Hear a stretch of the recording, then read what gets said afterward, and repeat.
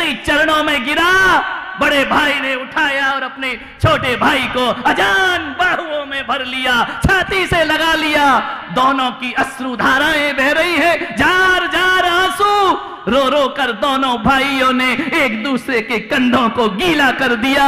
ऐसा लगा कि 7 साल की दुश्मनी एक प्रेम के आंसुओं में पवित्रता को प्राप्त हो गई। मैं जरूर आऊंगा भैया, ध्यान रखना, आपने बुलाया है, मैं आऊंगा, मैं आऊंगा।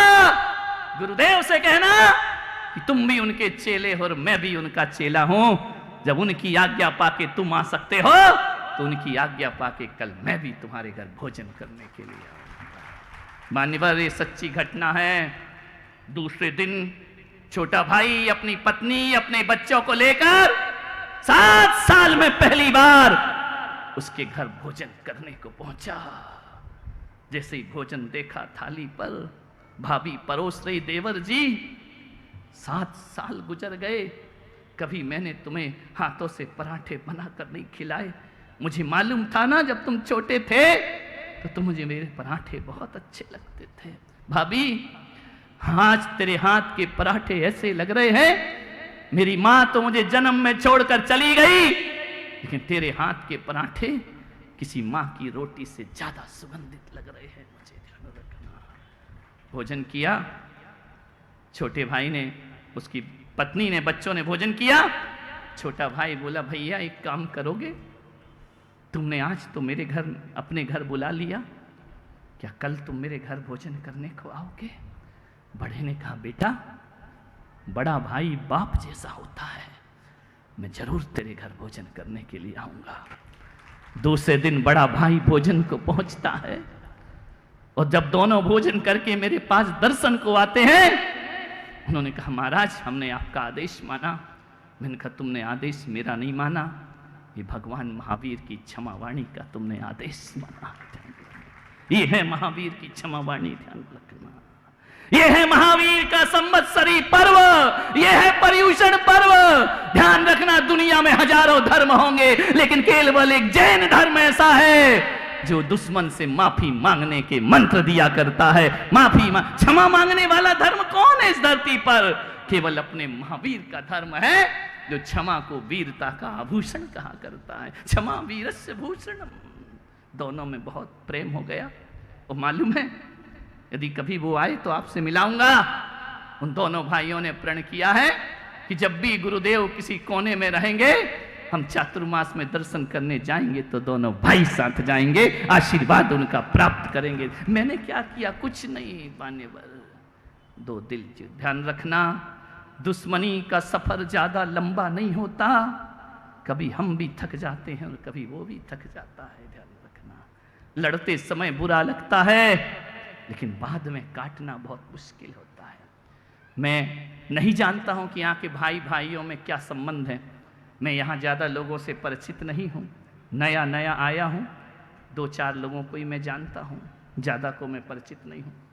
लेकिन आज आपसे एक निवेदन करना चाहता हूँ, एक ही सूत्र आपको देना चाहता हूँ कि यदि घर में प्रेम रखना है, परिवार में प्रेम रखना है, तो एक ही नियम आज यहाँ से लेके उठना कि रोज ना सही सप्ताह में 1 दिन, सप्ताह में 1 दिन ना सही 15 दिन में 1 दिन, और 15 दिन में 1 दिन नहीं सही तो महीने में 1 दिन अपने घर में सामूहिक भोजन परिवार का जरूर रखा करो।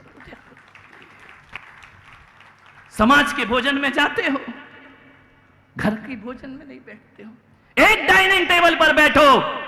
किटी पार्टी में जाने से कुछ नहीं हुआ करता है, बड़ी बड़ी पार्टियों में जाने से कुछ नहीं, पिकनिक में जाने से कुछ नहीं होता है।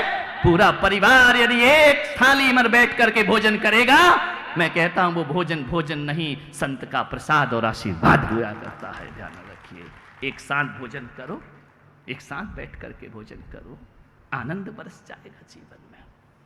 मैं समाज के कर्णधारों से भी कहता हूं कि घर में प्रेम रखना है तो परिवार में सामूहिक भोजन करो, और समाज में प्रेम रखना है तो मंदिर में सामूहिक भजन किया करो। ध्यान रखना, जो सामूहिक भजन करता है उस समाज में प्रेम होता है, और जो सामूहिक भोजन करता है उस परिवार में प्रेम हुआ करता है। आज मंदिर सूने हैं, घर सूने हैं। एक के घर में आहार को गया, विचार करो मुझे चौथे माले पर ले गया। मैंने आहार किया, आ गया। मैंने कहा ये 4 माले किसके हैं? बोले मेरे। मैंने कहा कितने लोग रहते हो? हम 2,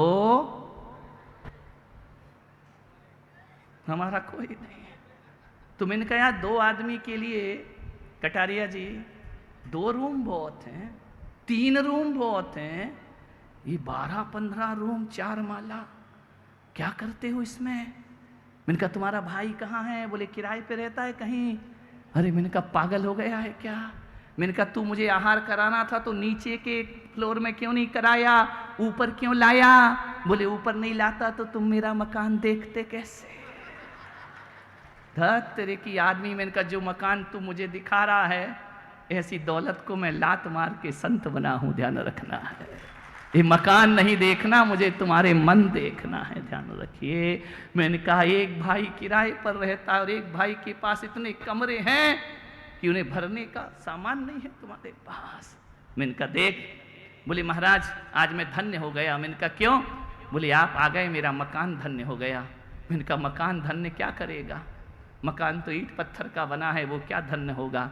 मैंने कहा मकान की छोड़, तेरा मन धन्य हुआ है या नहीं हुआ है? ध्यान रखिए, मकान को पवित्र मत कराओ, साधुओं के पगले पाड़कर मन को पवित्र कराओ तो तुम्हारा जीवन सार्थक होगा। मैंने कहा जा, वो जो किराए पे भाई रहता है ना उसको लेके आ कि चल, इतना 4 फ्लोर का मकान है, 1 फ्लोर में तू रहा कर, नीचे में मैं रहूंगा। ध्यान रखिए मान्यवर, जिंदगी है। रहते हो दिलों में टकरार किस लिए? रहते हो दिलों में फिर दीवार किस लिए? छोटी सी जिंदगी, टकरार किस लिए? ध्यान रखना। कितने सामान कर लिए पैदा एक छोटी सी जिंदगी के लिए, मानवता को नष्ट भ्रष्ट कर दिया। नहीं मेरे भाई, प्रेम रखो अपने जीवन में। अंतिम बात कह के समाप्त करूंगा। नारायण कृष्ण, मुझे बड़े महापुरुषों से बड़ी प्रेरणा मिलती है। हस्तिनापुर गए संधि का प्रस्ताव लेकर। नारायण कृष्ण ने साथ सोचा कि युद्ध टलना चाहिए, युद्ध टलना चाहिए, प्रेम की स्थापना होना चाहिए, मोहब्बत होना चाहिए, परिवार बिखरना नहीं चाहिए, परिवार बड़ा मजबूत होना चाहिए। ध्यान रखना। एक आदमी मेरे पास आया, बोले महाराज 7 दिन में कौन सा वार अच्छा होता है? रविवार, सोमवार, मंगलवार।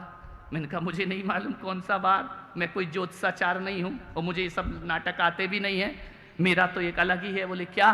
मैंने कहा ना रविवार अच्छा होता है, ना शनिवार अच्छा होता है, ना सोमवार अच्छा होता है। 8 दिन के बाद एक 9वां दिन पुलक सागर बना रहा है, उस दिन को अच्छा कर लो, 7 दिन अच्छे हो जाएंगे। बोले कौन सा दिन? मैंने कहा 9वां दिन परिवार हुआ करता है, जो परिवार को अच्छा कर लेता है उसके 7 बार अपने आप अच्छे हो जाएगा। परिवार सुधार लो, रविवार भी शुभ हो जाएगा, मंगलवार भी शुभ हो जाएगा, शुक्रवार भी शुभ हो जाएगा। एक बार को सुधारो तो वह है परिवार। मान्यवर, नारायण कृष्ण ने समझा ये परिवार ना बिखरे। पहुंचे, पीतांबर धारण किए, मोर मुकुट धारण, बांसुरी कमर में बंधी हुई, द्वारिकाधीश चले जा रहे हैं। छोटे थे तो कान्हा कहलाते थे, जवान हुए तो मुरली मनोहर मदन मोहन कहलाने लगे। वो जब बड़े हो गए तो द्वारकाधीश के नाम से उन्हें संबोधित किया जाता था। पहुंचे द्वारकाधीश रथ पर बैठकर, हस्तिनापुर की बीथियों से निकला वह रथ। एक छोटी सी झोपड़ी में एक अधेड़ उम्र की महिला ने देखा द्वारकाधीश आए हैं हस्तिनापुर में। बड़ा स्वागत हुआ, बड़ा सत्कार हुआ। वो अधेड़ महिला सोचती है क्या कभी द्वारकाधीश हम गरीब के झोपड़े में भी पधारेंगे? द्वारकाधीश ने देखा, मुस्कुराए, आगे चले गए। पहुंचे, जल्दी पहुंचाना पड़ेगा, नहीं तो रथ तो मेरे हाथ में है। मैं अभी यहां खड़ा करके कल भी पहुंचा सकता हूं। अभी हस्तिनापुर का थोड़ी है, तो अपने अहमदाबाद का रथ है और पुलक सागर सारथी है, ध्यान रखना है। लेकिन जल्दी पहुंचाऊंगा। जैसे ही पहुंचे, दुर्योधन के पास दुर्योधन से कहा कि दुर्योधन पांडवों से संधि कर लो, हस्तिनापुर का राज मत दो, 5 गांव उन्हें दे दो। क्यों इतने बड़े सर्वनाश को आमंत्रण देते हो? दुर्योधन ने कहा कि दे द्वारिकाधीश, तुम 5 गांव की बात करते हो, मैं उन पांडवों को एक सुई की नोक बराबर भी जमीन देने को तैयार नहीं हूं। ध्यान रखना दुर्योधन, एक बार और सोचो, मैं संधि का संदेश लेकर आया हूं। नहीं, दुर्योधन ने कहा नहीं हो सकता द्वारिकाधीश, सारी दुनिया से छल करना, ए छलिया मेरे से छल मत करना, एक सुई की नोक की बराबर भी जमीन में देने को तैयार नहीं हूं। तो द्वारकाधीश ने कहा तो फिर दुर्योधन, हे दुर्बुद्धि दुर्योधन, रणभूमि को तैयार हो जाइए, कुरुक्षेत्र की रचना होगी और वहां फैसला होगा कौन किसको कितनी जमीन देता है। दुर्योधन ने कहा कि नारायण तुम मुझे डरा रहे हो? बोले डरा नहीं रहे हूं, सावचेत कर रहा हूं। अब तुम्हारा मुकाबला हमसे हस्तिनापुर में कभी भेंट ना होगी, अब भेंट होगी तो कुरुक्षेत्र में भेंट होगी। तुमने संधि का प्रस्ताव ठुकराया है। दुर्योधन ने कहा जो भी हो, अब तो युद्ध ही इसका फैसला करेगा। दुर्बुद्धियों को समझ में थोड़ी आता है, लाख समझाओ, दुर्बुद्धि दुर्योधन, ध्यान रखना। तो कृष्ण ने कहा तो फिर मैं चलूं? दुर्योधन ने कहा ये राजनीति की बातें थी, आए हो महल में, चलो मोहन भोग बना है, 56 भोग बने हैं, भोजन ग्रहण करो। द्वारकाधीश ने कहा नहीं दुर्योधन, कैसे लोग थे पहले के कि शत्रुता में, राजनीति में भी मित्रवत व्यवहार रखते थे। पहले का जमाना जानते हो क्या होता था कि जब कोई खाने बैठता था ना, तो हमारे बुजुर्ग कहते थे जहां तक कोई भूखा हो, मेरी आवाज जा रही हो तो आओ मेरे घर में भोजन ग्रहण करो। पहले का वो जमाना था। पहले लोग सोचते थे कोई आवे तो हम खावे, और आज के सोचते हैं ये जावे तो हम खावे। ध्यान रखना, बदल गया जमाना, ध्यान रखना है। पहले आवाज दे के बुलाते थे। दुर्योधन आज नहीं, आज मेरा निमंत्रण कहीं और है। दुर्योधन ने कहा कि हे माधव, मैंने तुम्हारा प्रस्ताव स्वीकार नहीं किया, इसलिए तुम भोजन ग्रहण नहीं कर रहे हो। कृष्ण ने कहा नहीं नहीं, राजनीति अलग चीज है, मानवता अलग चीज है, मैं तुम्हारा रिश्तेदार हूं, लेकिन आज दुर्योधन मुझे माफ करो, मैं भोजन कहीं और करूंगा। रथ से लौट करके गए, जा रहा है रथ, अचानक रुका उस झोपड़े में, जाकर के दरवाजा खटखटाया, अरे दरवाजा खोलो। भीतर से आवाज आई, मेरे पति घर में नहीं है, मैं दरवाजा नहीं खोल सकती हूं। क्या मर्यादाएं थी पहले के लोगों की, कोई परपुरुष आ जाए तो द्वार नहीं खुला करते थे, ध्यान रखना। नारायण ने आवाज दी कि काकी दरवाजा खोल, देख कौन आया है। कौन आया है? कोई भी हो, काका अभी है नहीं, मैं दरवाजा नहीं खोल सकती हूं। काकी बहुत भूख लगी है, बहुत देर से भूखा हूं, एक अन्न का दाना भी नहीं खाया है। जैसे ही काकी के मन में ये बात पहुंची कानों में, कोई भूखा है तो भूखा आ जाए तो हम अपने मर्यादाओं के दरवाजे भी खोल दिया करते हैं। कोई भूखा मेरे दरवाजे पर, बहुत भूख लगी है काकी दरवाजा खोल, काकी दरवाजा खोल। जैसे ही गई जाकर के द्वार खोलती है, काकी कोई और नहीं विदुरानी हुआ करती है, विदुर जी की धर्म पत्नी। उसने देखा कि द्वारकाधीश खड़े हैं मेरे आंगन में आकर के, मेरे दरवाजे पर खड़े हैं, मोर मुकुट धारण किए, पीतांबर वस्त्र लिए। सुध बुध खो गई, बावली हो गई विदुरानी। अभी तो सोचा था कि कभी हम गरीब के झोपड़े में भी पधारेंगे। सोचो, जिसके घर साक्षात भगवान पहुंच जाए उसके पुण्य का क्या कहना, जिसके घर मुनि आहार ले ले उसके सौभाग्य का क्या। सुध-बुध खो गई विदुरानी, शब्द मौन हो गए, निशब्द हो गई। प्रेम के पास शब्द नहीं हुआ करते हैं। विदुरानी अंदर गई, बाहर गई। नारायण ने कहा कि काकी बैठने को भी नहीं बोलोगी क्या? क्या बोले, मुख बंद है। जब प्रेम गहरा होता है तो शब्द मौन हो जाया करते। इशारा किया, खाट बिछाई, बैठो नारायण बैठो। काकी टाइम नहीं, जल्दी भोजन देते। भोजन? पागल हो गई, अभी तो भोजन है ही नहीं। कैसी जिंदगी किस मोड़ पे लाती है, भोजन ही नहीं है, अभी तो विदुर जी आए नहीं है। काकी जल्दी करो, ना भी नहीं कह सकती है, और भोजन अभी पक रहा है, हंडी में रखा हुआ है। कृष्ण कह रहे जल्दी भोजन दे, जल्दी दे, सहन नहीं हो रहा है।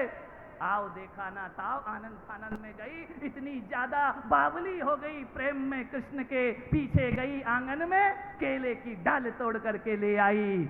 लो मद नारायण भोजन ग्रहण करो, अभी भोजन रसोई बनी नहीं है, फिर भी तुम भूखे हो।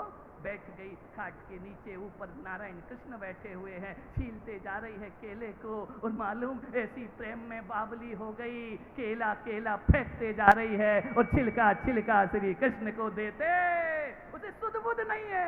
ऐसे ही होता है ना चौके में, शुद्धि बोलना भूल जाते हैं लोग, जान सकते, कुछ बोलो और कुछ निकलता है मुंह से, ऐसे कांपते हैं, हे महाराज मन शुद्धि, आगे बोल,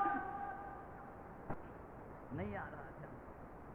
भक्ति जब जगती है, विचार करो, नहीं है, तीखा है, कुछ नहीं है, ऐसा भोजन बनता है, ध्यान रखना, और हर कोई उसे प्रसाद समझ के ग्रहण किया करता है, आनंद आ जाता है उसे। मालूम है क्यों?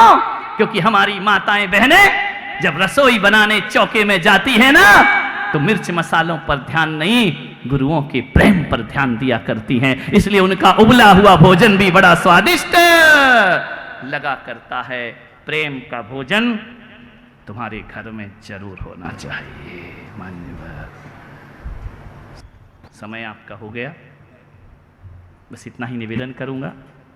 ये प्रवचन मेरा आधा है, और आधा इसलिए छोड़ा कि फिर कभी अहमदाबाद आया, नहीं तुम क्या सोच रहे कि कल ही सुना दूंगा क्या पूरा? जब सब अभी सुना दूंगा तो अगली बार क्या सुनाऊंगा? ध्यान रखना, कभी तुमने बुलाया तो मैं भी आया, जब भी जी चाहे आवाज दे के बुला लेना मुझे, जब भी जी चाहे आवाज दे के बुला लेना मुझे, मैं कोई गुजरा हुआ कल नहीं हूं जो लौट के ना आऊं। ध्यान रखना, एक ही कहूंगा, अपनी बात समाप्त करता हूं कि कुछ हो या ना हो, जा घर प्रेम ना संचरे, ता घर जान मसान। ध्यान रखना, प्रेम का दिया, मोहब्बत के दिए जलाओ, प्रेम की रोशनी करो। आप सबने सुना, अनुग्रहित हूं। जय